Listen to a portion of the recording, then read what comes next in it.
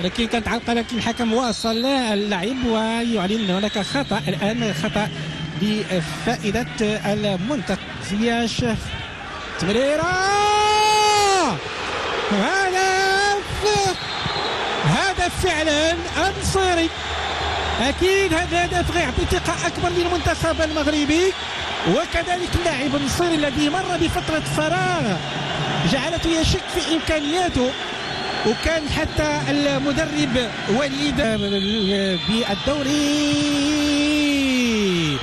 عبد الله مرت بردا وسلاما حتى الى غيطلعوا اللعب. بوفال جميله يا سلام، ما كاينش خطا، لكن الفكره كانت لقطه جميله.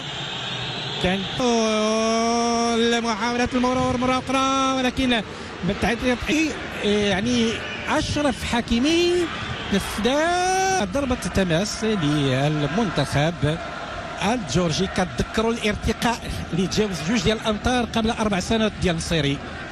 يجب أن نؤمن بإمكانية اللاعبين وحتى حذاري من المرتد. محاولة تسديد بونو، السد العالي المغربي، تمويه جميل. يعني عندهم هذه 2 مرات كيموهوا بالجسد كيخلي الكره تمر.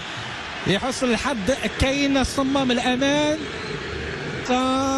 عند اللاعب بوفال، لاعب ستاندار دو ليج البلجيكي.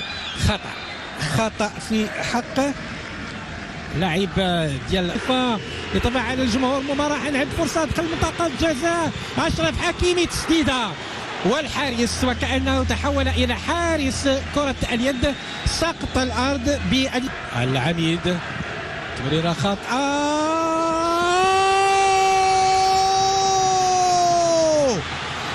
جميله جدا، لان الوقت اللي هز عينيه شاف الحارس مغادر المرمى ديالو وقال هذه هي الوجبه من اجل مضاعفه الغله. شوف التفاعل ديال الجمهور المنتخب المغربي، جميله اللقطه بكل صراحه. حكيم زياش الذكي كيبقى ذكي طبعا، هدف يعطي الحكيم الثقه التي افتقدها لاشهر كثيره. يا حكيم النصيري غيدور مع كره، يا سلام، كنت زيد شويه تعطيها بتسديده اقوى. اشرف حكيمي من خلاله كنحيو الاسره ديالو. انجليا اللاعب اولمبياكوس اليوناني، يطرح 35 سنه ونص، يعني متقدم في السن. ما كانش اشكال لان كنتذكروا ديناصوف فاز بكاس العالم في ايطاليا مع المنتخب الايطالي في اسبانيا. محاولة مرور داخل منطقة الجزاء، باقي الخطر محدق الحارس. لو نعم النباهة ديال الحكر الوقت اللي كنا مع الفتح الرياضي نزلنا في الدوحة. فرصة وتسديدة بدون عنوان.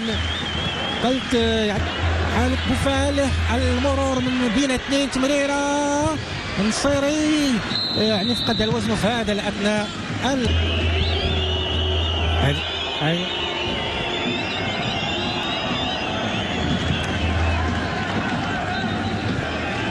يضيف ليه سفيان 32 سنة. أشرف حكيمي تنفذات دائرية في العمود الثاني، ما كانتش متابعة، كتمشي عند بوفال نزل الكرة لخلال الأرض. تعطيت الله، حاول يخلص اللاعب نيكا، خطيرة هذه، ولكن الحسم إضافة إلى فولكوف رأس الحربة. وهناك التسلل، تمريرة في العمود الثاني وكتلمس اللاعب رقم 7 شينغيليا، وكتخرج لحمد الله قصيرة في اتجاه زياش دون أن ينتظر. والمدافع جرام أو هذا اللاعب سولومون كاد أنه كبار إمكانية اللاعبين، وسولومون تغير الاتجاه عند ليفان شينغيليا وتحصر الكرة مرة ربما الأولى كاع في المباراة يعني بصراحة. تسديدة الحمد لله أنها مرت بردا وسلاما، ما تحكمش فيها اللاعب رقم 14 لوكا لوتشوفيتش. تعطت الاشاره ديال التنفيذ، تنفذات دائريه وبكل هدوء عند الحارس ياسين بونو. حامد الله وضربة جزاء، ضربة جزاء لأن كانت لمسة يد.